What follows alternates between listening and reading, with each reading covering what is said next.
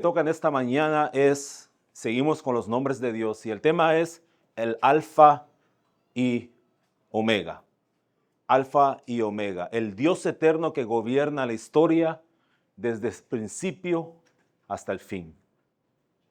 Y el texto base lo encontramos en Apocalipsis capítulo 1, versículo 8.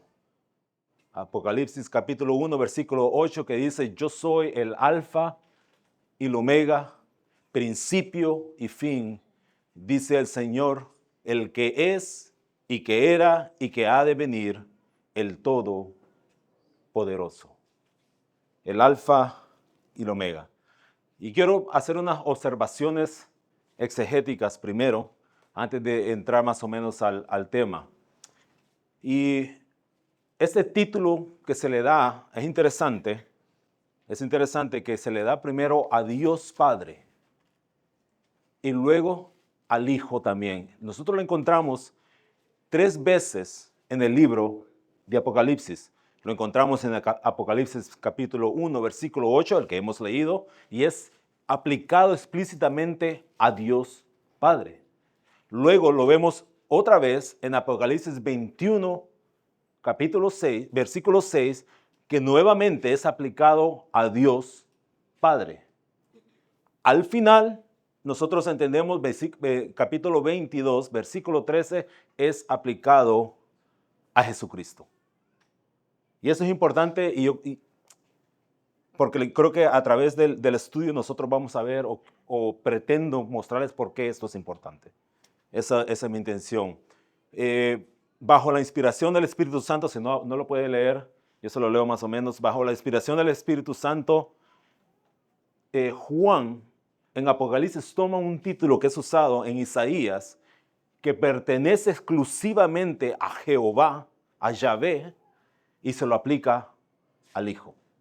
Se lo aplica al Hijo. Y esto es importante, ¿por qué? Porque muchos dicen que Juan no tenía una cristología, una doctrina de Cristo, de la persona y obra de Cristo elevada, que no estaba bien formada aún. Bueno, no, aparentemente sí la tenía. Juan toma lo que en el Antiguo Testamento y aún en parte del Nuevo Testamento, como vemos, se le daba al Padre y se lo aplica al Hijo, dando a entender que el Hijo y el Padre comparten la misma identidad divina, la misma eternidad, el mismo señorío sobre la creación y sobre la historia. Juan entendía esto. Y por eso yo quería que nosotros observáramos qué es lo que está pasando aquí. Un título aplicado a Dios Padre, pero a Dios Hijo. ¿Por qué? Porque ambos comparten la deidad, el poderío, ambos son divinos. Bien, hay unas preguntas que la humanidad siempre se ha hecho. Yo me acuerdo en una clase de filosofía en la universidad,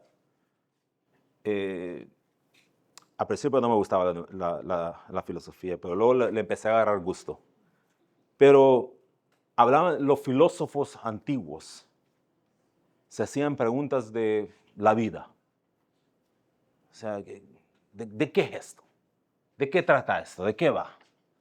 Y claro, ellos lo hacían a un nivel tal vez más elevado, pero en realidad son preguntas que nosotros, ya sea lo hacemos de una manera, así que decimos, a ver, ¿y mi vida de qué vale? O lo hacemos de una manera no tan intencionada así. Pero la pregunta existe. Y hay 3 preguntas fundamentales sobre la existencia que el hombre se hace. La primera de ellas es, ¿de dónde viene todo? La otra es, ¿hacia dónde va la historia? Y la última, en medio de todo esto, ¿tiene un propósito mi vida? ¿Vale de algo? ¿Para qué estoy aquí? ¿De dónde viene todo? Bueno, nosotros hemos escuchado, las escuelas lo dan como sentado, la teoría de la evolución, el Big Bang. Y nosotros rápidamente sacamos las escrituras y decimos no. hay un creador, hay un diseñador divino, Dios es el creador. Entonces, yo creo que con eso nosotros no tenemos mucho problema. Donde empieza la cosa a ponerse un poco rara es hacia dónde va la historia. Hacia dónde va la historia, qué es el destino de la dirección y el tiempo de la creación. O sea, los griegos por lo menos creían en una historia cíclica. Algo que va así, en una rueda. Ellos no creían en un principio, en un final, sino eran cosas que se repetían.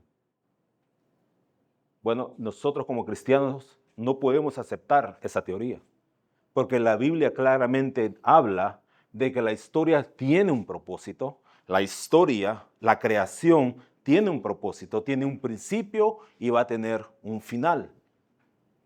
¿Cuál es el problema, creen ustedes, con tener en mente o aceptar como verdad que la historia es cíclica? ¿Cuál sería el problema? Porque eso los enseñan en las escuelas y universidades como, aquí no hay ningún problema. Yo sí veo un problema. ¿Ustedes ven un problema en una historia cíclica y no una historia que tiene un principio y un final? Todo se repite. Que todo se repite, sí. Sí, no salimos de lo mismo. ¿Qué más? No hay un propósito. Sí, ¿qué más? ¿Alguien más? Precisamente no tiene inicio, no tiene fin. Ok, Es un loop eterno. entonces, Por lo tanto, no hay un punto de inicio y un punto de final. exacto. Y que entonces, si aceptamos como verdad eso, ¿qué propósito tiene la vida nuestra? Comer y beber y mañana morir. Nada. No hay consecuencias, porque al final del día no me voy a encontrar con un juez. Al final del día yo no me voy a encontrar con el Creador, que sí tenía un propósito. No, yo voy a vivir, me voy a morir, y el otro viene y lo mismo, así. La Biblia dice no. La creencia judeocristiana dice no. Hay un principio, hay un creador y hay un final. La historia tiene un propósito. La creación tiene un propósito. Por consecuencia, mi vida tiene un propósito.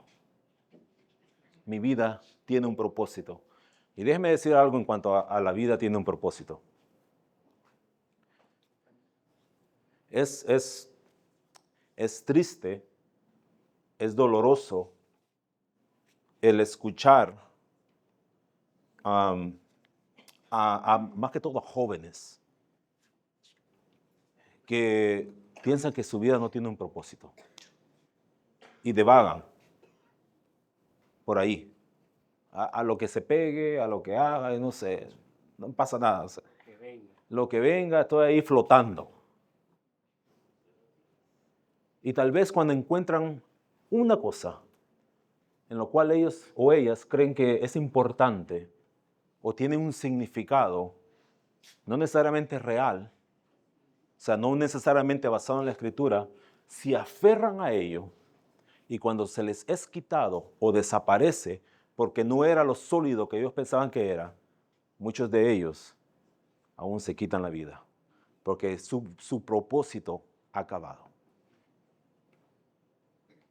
Ese es un propósito no bíblico, un pensamiento no bíblico del propósito de la vida. La Biblia nos da a nosotros como cristianos, al ser humano, el propósito nuestro. Y es que nosotros debemos adorar, glorificar a Dios, nuestro Creador. Es un propósito que está fuera de nosotros. Es mucho más grande que nosotros. No se centra en mí ni en usted. Se centra en aquel que es eterno, que no termina, que no desaparece, que está afuera de la historia, del tiempo y el espacio. Entonces nosotros cuando vemos eso decimos, ok. Es interesante que en el ejército, uno de los motos que tiene el ejército es join algo bigger than you, algo más grande que tú. El ejército es mucho más grande, o sea, eres parte de algo mucho más grande. Y le suben el estima con eso. Y sí, o sea, esto tiene que ver con algo mucho más grande que tú. Ahora imagínese entender el propósito real del ser humano, que es Dios. Alabarle, glorificarle, vivir para Él. Eso es mucho más grande que todo lo que nosotros conocemos. Es un propósito especial. Entonces, el alfa y el omega, tal vez se puede preguntar, hermano, usted, ¿y por qué está hablando usted de esto y alfa y omega? Vamos a llegar. Este versículo 8 de Apocalipsis capítulo 1, es dado en un contexto, como todos los versículos de las Escrituras, es dado en un contexto. Vamos a la próxima. Y el contexto era a un grupo de hermanos que estaban siendo perseguidos, estaban pasando tribulaciones, estaban sufriendo persecución bajo el imperio romano. Y esta verdad de que el Señor es el alfa y el omega, está supuesto a darles a ellos consuelo, está supuesto a darle esperanza en medio de estas tribulaciones y esta persecución. Está supuesto a afirmar en sus mentes y en sus corazones que el Dios que es de ellos, a quienes ellos pertenecen, el que inició la historia, es el mismo Dios que la llevará a su consumación. Y el nombre que Dios usa, Juan, inspirado por el Espíritu Santo, usa para hacer esta declaración, para aquietar, callar o responder las preguntas que hemos visto de estos hermanos es: tranquilos, yo soy el alfa y soy el omega, soy el principio y el fin. La primera cosa que quiero que veamos, que en cuanto al nombre o el título, alfa y omega, lo que esto significa, lo que nos demuestra es que la plenitud absoluta de Dios. Dios es en su plenitud. Dios es. Y hay unos ejemplos. Vi como necesario usar esto. A mí no me gusta usar cosas así, pero hay una figura literaria que se llama merismo. Y el merismo lo que hace es, toma dos extremos para representar la totalidad que existe entre ellos. Unos ejemplos, cuando dice alfa y omega. Primero, se me fue, pero lo voy a preguntar ahora. ¿Alguien sabe qué es alfa y omega? El alfabeto griego, la primera y la última letra del alfabeto griego. El alfabeto griego es la primera y la última letra. Entonces, cuando la Biblia lo usa, está usando un merismo. Está diciendo que el alfa y el omega, o sea, está diciendo que Dios en su plenitud es todo.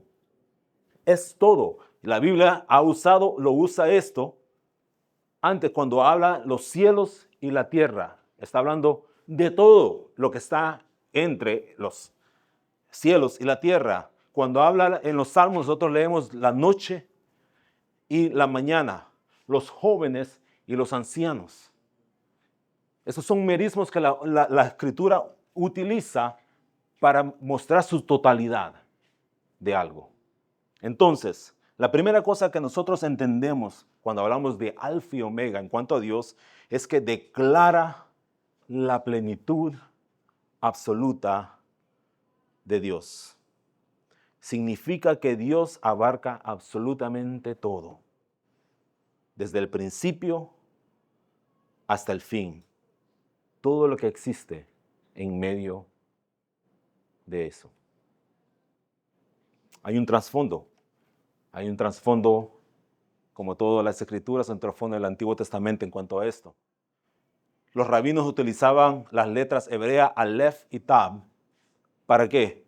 Para referirse a esto mismo, a este merismo mismo, a la totalidad de algo. Y por ejemplo decían que Abraham, decían ellos, guardó la ley de Aleph a Tab, o sea, de principio a fin, de alfa y omega, sería en el griego, para decir completamente.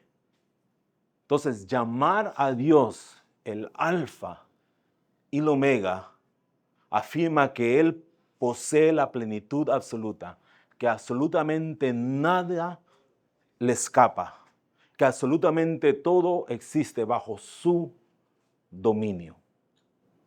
No hay nada fuera de Él, absolutamente nada fuera de Él. El Nuevo Testamento, en Romanos capítulo 11, versículo 36, ese es un himno de Pablo impresionante. Y él dice en esos versículos, porque de Él y para Él y por Él y para Él son todas las cosas. Plenitud. El Alfa y Omega declara la plenitud de Dios, tanto en el Antiguo Testamento como en el Nuevo Testamento. De Él, toda la historia comienza en Dios. Por Él, toda la historia es sostenida por Dios. Para Él, toda la historia culmina en Dios. Entonces, la primera cosa es que el Alfa y Omega declara la plenitud absoluta de Dios. Hay una reflexión que es importante verla. Si vamos a la próxima. Dios no es un ser más en el universo. Dios no es como tú ni como yo. Y a veces nos equivocamos cuando decimos, bueno, Jesús tomó la humanidad y sí, en beneficio nuestro. Pero no te equivoques. Dios no es igual que tú y que yo. Él es otro. Él es otro. Se me viene a mí un versículo en el Nuevo Testamento, cuando estaban en la barca Jesús y sus discípulos. Y los discípulos asustados. Las palabras que usa ahí el Nuevo Testamento es que tenían terror. Terror, estaban blancos de terror. ¿Por qué? Porque ellos decían, nos vamos a ahogar. El viento, las olas, aquí quedamos. Y el Señor estaba dormido. Y Pedro viene y le dice a Jesús, ¿qué le dice? Si alguien se acuerda. Sí, la tormenta, despierta la tormenta. Señor, ¿no te importa? ¿Estás dormido? Y nosotros aquí, blancos de miedo. Exacto. Y dice que el Señor se para. ¿Y qué hizo? Le habló al viento y al mar. Y dice que enmudeció. Cayó. Y las palabras de Pedro es, ¿qué clase de hombre es este? Es interesante que en el original la palabra que ahí se usa, está hablando, dice, ¿qué género de hombre es este? Inmediatamente Pedro, un pescador, ve que el Señor se para y que el viento y el mar le obedecen y dice, espera un momento, Jesús no es como nosotros. Si tenían terror antes, imagínense ahora, viendo a Jesús diciéndole al mar y al viento que se callen.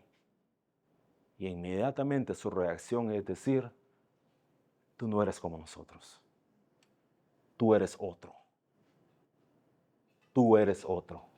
Esa es la idea aquí. Dios no es un ser más del universo. Él no es como tú y como yo. Gracias a Dios. Gracias a Dios. El teólogo holandés Herman Bavinck escribe que Dios no es un ser más dentro del universo. Él es aquel de quien, por quién y para quién existen todas las cosas. La creación no posee significado independiente, o sea, no posee significado en sí misma. Toda ella encuentra su propósito únicamente en su Creador. ¿Usted quiere vivir una vida dando vueltas por aquí y por allá? La va a vivir cuando usted no entienda que su propósito está atado al servicio, al amor, a la lealtad y al glorificar a Dios. Nuestros corazones van a andar dando vueltas por todos lados, hasta que nos demos cuenta que ese es el propósito principal de nuestras vidas. Entonces, la primera cosa, Alfa y Omega, declara la plenitud absoluta de Dios. La otra cosa que declara o revela es la eternidad de Dios. Si podemos ir a la próxima slide. La eternidad de Dios. Apocalipsis 1:8, el versículo base que nosotros tenemos, no solo habla de qué.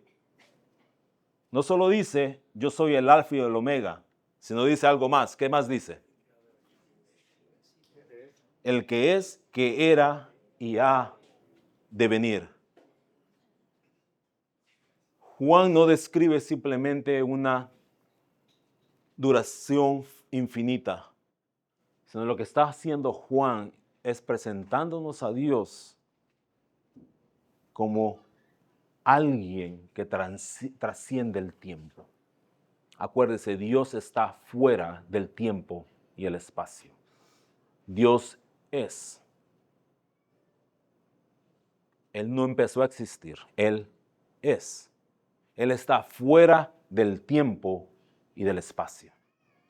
La eternidad de Dios. Entonces, Alfa y Omega nos habla también, nos revela de que Dios es eterno. El pasado, Dios lo conoce completamente porque Él era antes del pasado. El presente, Dios lo sostiene en todo momento.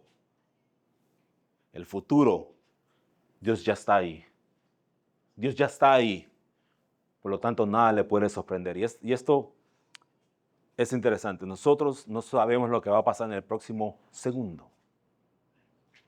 No tenemos idea de lo que va a pasar mañana. Hacemos planes y está bien, pero no sabemos. No sabemos. El 11 de septiembre del 2001, todo el mundo se fue a su trabajo como todos los días lo hacíamos. Yo estaba trabajando a 2 cuadras de la Casa Blanca.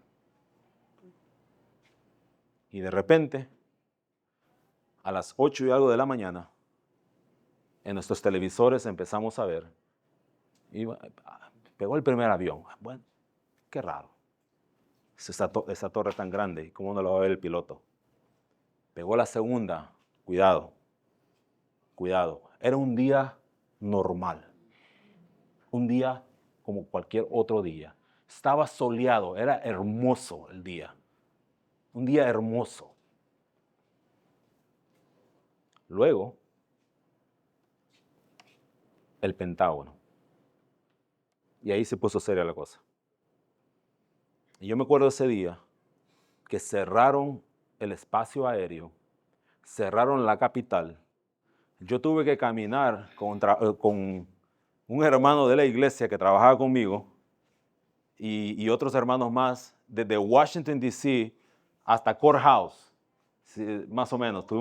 Porque nadie podía entrar y en Courthouse Maggie me estaba esperando. Porque dice, no dejaban entrar, no dejaban entrar.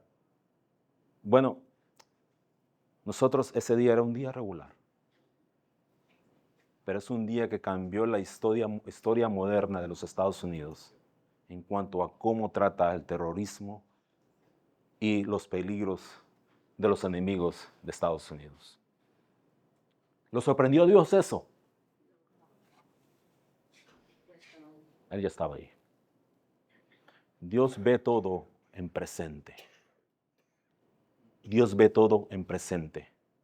¿Y cómo es posible? Porque Él escribió la historia. Él la sostiene. Él en su creación, desde antes del tiempo, de los tiempos, del tiempo y el espacio, hizo un plan y Él lo va a cumplir. Nada entre medio lo sorprende o lo toma por sorpresa. Él es Dios. Él es Dios. Salmo 90, versículo 2. Antes que naciesen los montes y formases la tierra y el mundo desde el siglo hasta el siglo. Es un tipo de mederismo. Desde el siglo hasta el siglo. Tú eres Dios. Dios es antes del tiempo y del espacio. Dios contiene la historia. La creación tuvo un comienzo, nosotros tuvimos un comienzo, pero Dios jamás comenzó a existir. Él es el eternamente yo soy. Yo soy. Las palabras que Él le da a Moisés, cuando Moisés le dice, pero ¿cómo le voy a decir al faraón? ¿Quién soy yo para decirle al faraón? ¿Qué le voy a decir yo a tu pueblo que quién me envió? Y la respuesta del Señor es que yo soy. Yo soy, te envió. El que es, el que no apareció de un momento, el que siempre ha sido, te envía. El yo soy, el creador del tiempo y Señor sobre él. James Montgomery Boyce, pastor presbiteriano, ya murió, muy bueno. Él dice, señala lo siguiente, el alfa y omega no solo enseña que Dios existe para siempre, sino que el tiempo mismo se encuentra bajo su dominio soberano. La historia no contiene a Dios, Dios contiene la historia. Entonces, hemos visto que alfa y omega revela la plenitud de Dios, que alfa y omega revela la eternidad de Dios. Tercero, el alfa y omega proclama la soberanía de Dios sobre la historia. Alfa y omega, Dios inicia y gobierna la historia. En medio del desarrollo de su plan de redención de esta historia, Él lo avanza, Él la sostiene bajo su mano soberana. Y al final, Él la terminará. La terminará. Cuando usted escuche que los iraníes, cuidado con los iraníes, cuidado con los de Corea del Norte, cuidado con los rusos. Bueno, los rusos ni con los ucranianos pueden. Que viene la Tercera Guerra Mundial. La historia se acabará cuando el Señor diga que se va a acabar. Así es que tranquilos. Tranquilos. La soberanía de Dios. La historia no avanza al azar. A veces pensamos que las locuras de las personas por allá afuera son cosas al azar. Son cosas que, porque te sorprenden a ti y me sorprenden a mí, pensamos que sorprenden a Dios. Y ese no es el caso. Si eso fuera el caso, ¿qué pensara usted de Dios? A ver. No se podría confiar en él. No podías confiar en Él. ¿Por qué? Porque él mismo tiene como un propósito, no tiene el poder para controlar las cosas. Exacto. Si yo le digo a la hermana que yo voy a hacer 1, 2 y 3 y no lo hago, ¿qué pasa con su confianza en mí? Empieza a bajar. Pero el Dios Todopoderoso, el Dios soberano, el que creó la historia, el que la sostiene, Él dice que la va a acabar. Y todo lo que pase en medio de este siglo hasta este siglo, dice Él, yo lo controlo. No hay nada fuera de su control. Lo que Dios anunció al principio, Él mismo lo lleva a su perfecto cumplimiento. Nada puede frustrar su decreto eterno. Y eso es importante. Nada puede frustrar los propósitos de Dios. Nada. Recuérdese, Él no es como usted y como yo. Él no tiene límites. No hay nadie más fuerte que Él. No hay nadie más sabio que Él. Por lo tanto, Él dice, voy a hacer esto. Se me viene un versículo a mí en la cabeza, Daniel. En Daniel, capítulo 4 creo, donde dice, o sea, ¿quién te va a detener tu mano? ¿Quién le va a decir al Señor, cuidado? Dice, ¿de quién? Y eso es para darles, o sea, el Señor hace lo que Él quiere hacer, cuando Él quiere hacer, y se cumple. No hay nadie en el universo que pueda detener la mano de Dios. El trasfondo de Alfa y Omega, como dijimos al principio, está en el Antiguo Testamento, en Isaías, que solo Dios podía gobernar el futuro. Dios es el que gobierna el futuro. Isaías 41, versículo 4. Yo, Jehová, el primero, y yo mismo con los postreros. Isaías 44, 6. Yo soy el primero y yo el postrero, y fuera de mí no hay Dios. Isaías 48, 12. Yo mismo, yo el primero, yo también el postrero. Una y otra vez, el Señor recalcando y por medio de las palabras del profeta Isaías, recordándole al pueblo, tranquilos, que yo abarco principio y final. Todo lo que está en medio lo controlo yo. Yo soy soberano. R.C. Sproul, el teólogo R.C. Sproul decía, no existe una molécula rebelde en el universo. No hay una molécula rebelde en el universo. No hay una molécula que de repente dice, no, yo no voy para aquí, no que voy ahora para allá. Dios lo controla todo. Yo sé que hay personas que esto como que no les gusta mucho. A ver, espérese un momento. Y empezamos a preguntar, bueno, ¿y el pecado? La Biblia dice que Dios no es el autor del pecado. Ah, bueno, pero entonces soy robot. Tampoco. Hay una falsa ilusión en nosotros. Pensamos que nosotros somos dueños de nuestro destino. Pensamos que nosotros nos controlamos y controlamos aquello que está más inmediato a nosotros.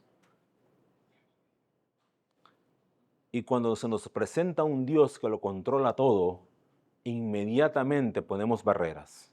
Inmediatamente lo queremos excusar, inmediatamente queremos decir, no, momento, eso no puede ser así. O queremos defender a Dios. No es necesario. Para el cristiano, el saber que Dios tiene todo bajo su control, que no hay una molécula en el universo que desobedezca el mandamiento y los propósitos de Dios, debe ser de gozo, de confianza y de esperanza. Amén. Quiere decir que nada de lo que a mí me pasa está fuera de su control. Todo es porque Dios lo trae a mi vida. Y yo sé varias cosas de Dios, como usted. Él me ama. Él es bueno. Él es todopoderoso. Él tiene un plan para su iglesia. Y la Biblia me dice que Él lo va a cumplir. Y hasta ahora, todas sus promesas se han cumplido. Por lo tanto, yo no tengo razón para no creerle a Dios. No hay razón. ¿Cómo no creerle a Dios? Dios sigue siendo el alfa y omega. Cuando José fue vendido por sus hermanos, Él sigue siendo alfa y omega. Él lo tenía bajo control. Cuando Israel fue llevado al exilio, ¿dejó Dios de ser el que controla todo? No. Cuando Cristo fue crucificado, los apóstoles y los discípulos dijeron, se acabó todo. Nos vamos para nuestras casas. Aquí se acabó todo. Y el Señor en su misericordia dice que después de haber resucitado se les apareció. A los de Emaús les dijo, así como ven a este varón va a regresar. Y lo vieron que se fue al cielo. Más de 500 testigos vieron al Cristo resucitado. No todo estaba acabado como ellos pensaban. Él seguía siendo el alfa y el omega. Era parte del plan de Dios. Cuando tu vida parece fuera de control, Dios continúa siendo el alfa y el omega, el eterno, el soberano, el que controla absolutamente todo. Si tu vida parece que se está derrumbando, Él es el alfa y el omega. A Él no se le escapa nada. Él no te ha olvidado. A Él no se le escapó. No la vi venir esa. No. Nada escapa la providencia y el gobierno soberano de Dios. Bien. Entonces, Alfa y Omega revela la plenitud de Dios, la eternidad de Dios, la soberanía de Dios. Alfa y Omega también revela la deidad de Cristo. Recuerda que yo al principio dije que esto era algo que se le aplicaba aún en el mismo versículo, en esos mismos versículos de Juan, en Apocalipsis, se le aplicaba a Dios Padre, pero luego también al Hijo, anunciando así que Jesús, el Hijo y el Padre tienen la misma comparten la misma deidad. Así es que Alfa y Omega también revela la deidad de Cristo. 1.8, yo soy el Alfa y el Omega, aplicado a Dios. 21.6, yo soy el Alfa y Omega, aplicado a Dios. Luego, aplicada a Cristo, 22.3, yo soy el Alfa y el Omega, el principio y el fin, y el primero y el último. Y esta es una de las más profundas expresiones que nosotros encontramos en cuanto a la deidad de Cristo. De que Jesucristo era quien decía ser Dios. Dios. Yo le voy a dejar que lean eso o le tomen una foto.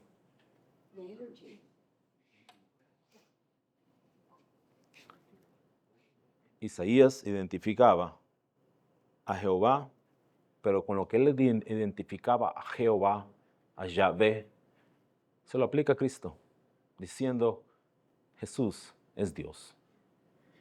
Jesús es Dios. Si vamos a la próxima, por favor. Cristo es el agente del plan redentor de Dios. El Nuevo Testamento presenta a Cristo como el cumplimiento de todo lo que el Padre ha decretado. Y Juan aplica a Cristo, lo que hemos venido hablando, los mismos títulos que Dios posee. Ellos dicen, los teólogos dicen que Juan tenía una cristología, una doctrina de Cristo muy elevada. O sea, lo que él creía en este momento en cuanto a la cristología era grande, era profundo, perdón. Entonces, nosotros vemos a Cristo en el Nuevo Testamento y a Dios en el Antiguo Testamento, primero como creador, Juan capítulo 1, versículo 3, Colosenses 1 al 6. También Él sostiene, Él también es juez y es redentor. Entonces nosotros vemos estos títulos intercambiándose entre el Padre y el Hijo, aunque sus funciones en este plan de redención cambian, pero la esencia de ambos es la misma. Él es el creador, Él es el sustentador, Él es el juez y Él es el redentor. O sea, imagínense, Él crea las cosas. Él las sostiene por el poder de su palabra. Él será ante quien se pararán un día a dar cuentas todos los hombres. Pero es Él también el que redime para Él un pueblo. La historia completa, de principio a fin, está en Él. Está en Él.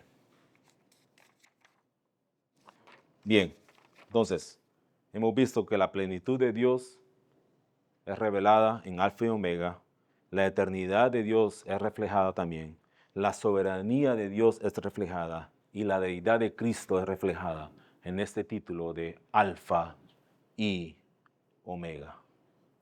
El Alfa y Omega también apunta a una cosa, apunta a la consumación de la redención, a la razón de todo esto, de toda esta historia. En Juan capítulo 19, versículo 30, en la cruz, Cristo consumó la obra de redención. ¿Recuerdan las palabras de él? ¿Cuáles fueron? Consumado es. El precio fue pagado completamente. En Apocalipsis capítulo 21, versículo 6, es la consumación final. Cristo lleva esa redención a su plenitud eterna. El mismo Salvador que compró a su pueblo habitará con él para siempre. Al final de Apocalipsis, al final de su libro, es otra, se acabó. La historia que inicié se va a cumplir. Y así es como terminará. Así es. Gerhardus Voss, otro teólogo, a mí, si no se ha dado cuenta, a mí me gustan los teólogos, los muertos. Más que todo, muchos teólogos holandeses, muertos, que gracias a Dios, el Señor ya hace varios años les puso en el corazón a hermanos de traducir muchas obras que nosotros no las teníamos en inglés, mucho menos en español, del holandés, de teólogos y puritanos holandeses. Y yo me recuerdo hace mucho, yo no estaba casado todavía, fui a Michigan con el pastor Josué, y mientras estábamos ahí en una conferencia, fuimos a la casa no a la casa, fuimos a la librería de un hombre que tal vez usted ha escuchado su nombre, Joel Beeke. Joel Beeke tenía, y yo lo conocí, hermano, ustedes saben cómo hermano Josué. Se presentó, y este y lo otro, y bueno, y entonces empezamos a hablar con Joel Beeke, y él mencionó que él tenía el propósito, y Dios había puesto en su corazón, y que el Señor iba a proveer los recursos para ellos traducir muchos libros y muchas obras que él sentía que iban a ser importantes y de mucha ayuda para la iglesia hoy día, pero que estaban en holandés. Entonces estaban trabajando en estudiar, y él me dijo en ese tiempo, me dice, aquí tenemos unos que acabamos de terminar, no hace mucho, de un puritano que se llamaba Wilhelmus Brakel. Y yo le dije, yo me lo llevo, eran 4 libros, me los llevo. Esa es una teología sistemática y yo se la recomiendo a todos. Creo que ahora está en español. Él se llama Wilhelmus Brakel. Y es una teología sistemática tan práctica, que parece un devocional. Pero la profundidad, a pesar de la simpleza con la que este hombre habla, y es la razón por la que nosotros, cuando alguien habla de una manera simple, es porque en realidad entiende lo que está diciendo. No se complica. Ese es el caso de Wilhelmus Brakel. Con una simpleza y una claridad profunda, pero devocional a la vez. Devocional a la vez. Bueno, dije eso de los holandeses, y juegan bien al fútbol también. Juegan muy bien al fútbol. Gerhardus Voss enseñó que toda la historia bíblica constituye un único drama de redención que avanza inexorablemente hacia la consumación establecida por Dios. Es un tren que inició aquí y va a llegar a su final. No hay nada que lo vaya a desviar. No hay nada que lo vaya a detener. Él empezó la historia y la va a terminar. La va a terminar. La siguiente, por favor. El gran arco de la historia redentora.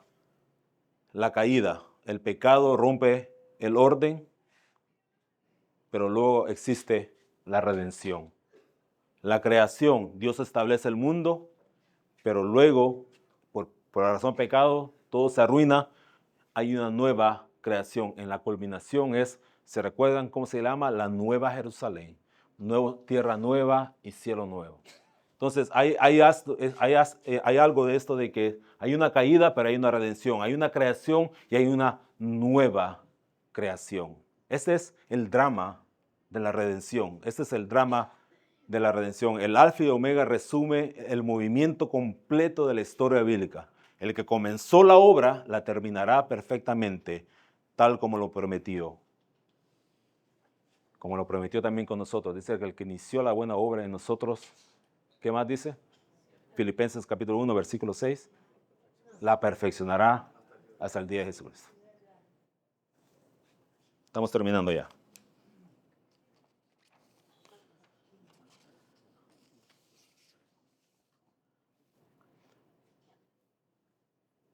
Si ustedes se recuerdan a una de las primeras slides que tuvimos, dije que este versículo era dado en Apocalipsis a iglesias que estaban siendo perseguidas por el Imperio Romano.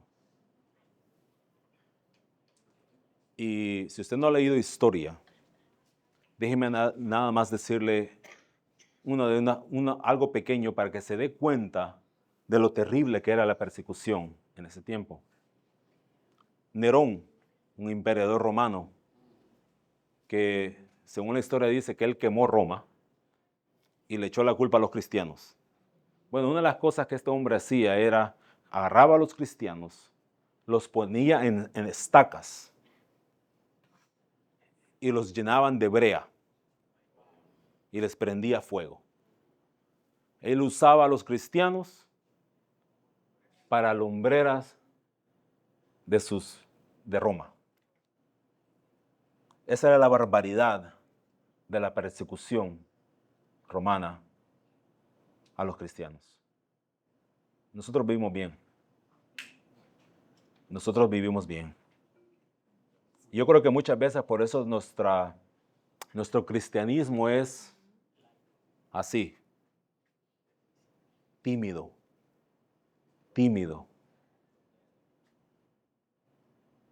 Ni frío, ni caliente, dice el Señor. Muy tímido. Es algo que hacemos. Vamos a la iglesia los domingos. Algo que hacemos. Pero cuando aprietan la tuerca un poquito, o si nos ponen entre Cristo o esto, espérese un momento. Déjeme pensarlo. Déjeme pensar si el sacrificio vale la pena. Es porque no hay persecución. Es porque vivimos bien. No era así el caso para estos hermanos. Y no es así el caso para muchos de nuestros hermanos en otros lugares. En otros lugares. El propósito de este título, Alfa y Omega, fue para fortalecer la fe de creyentes que sufrían. Las iglesias a las que Juan escribió enfrentaban persecución, incertidumbre y en muchos casos la muerte. Y Dios no responde a ellos en medio de esas tribulaciones explicando por qué te está pasando esto, por qué no te pasa lo otro. No, Él responde recordándoles quién Él es. Y Él les dice, yo soy el Alfa y el Omega. En medio de tu tribulación, acuérdate, yo soy el Alfa y el Omega. Yo soy el que, de principio a fin, yo soy el que controlo la historia. Yo soy el que controlo tu vida y no hay nada fuera de mí. Ten refugio en eso. Ten refugio en eso. La última, creo. No, me faltan 2.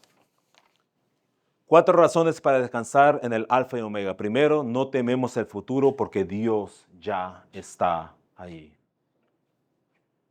Segundo, no desesperamos en el sufrimiento porque nuestra historia tiene un propósito que es eterno. Las cosas terrenales no, es eterno. Tercero, no dudamos de sus promesas porque quien las hizo, nosotros sabemos que las cumplirá. Él no ha fallado. Aún no ha fallado y no va a fallar. Y cuarto, no perdemos la esperanza porque Cristo promete, según Filipenses capítulo 1, versículo 6, que Él perfeccionará a sus hijos. No nos va a dejar a medias. Lo que Él inició, lo va a perfeccionar. Alfa y Omega, entonces, para terminar, Alfa y Omega declara la plenitud absoluta de Dios, revela la eternidad de Dios, proclama la soberanía de Dios sobre la historia, revela la deidad de Cristo y apunta a la consumación de la redención. Como idea central, porque Dios es el alfa y omega, Él es el Señor soberano de toda la realidad, el origen, el sustentador, el gobernante y la meta de la creación y de la redención. Por eso el creyente puede descansar plenamente, confiadamente en su providencia, confiar en sus promesas, adorar a Cristo como el Dios eterno que llevará la historia a su gloriosa consumación. Juan Calvino dice, la fe descansa no en circunstancias cambiantes, sino en el carácter inmutable de Dios. Cuando nosotros confiamos por donde sopla el viento, nos metemos en problemas. Pero si nosotros, a pesar del viento o en medio del viento, confiamos en el Dios inmutable, el que no cambia, vamos a estar bien. Vamos a estar bien. Puesto que Él es el principio y el fin, podemos confiarle cada capítulo de nuestra vida, sabiendo que el autor de la historia nunca abandona a los suyos, porque Él es el alfa y el omega. Vamos a orar. Padre, gracias.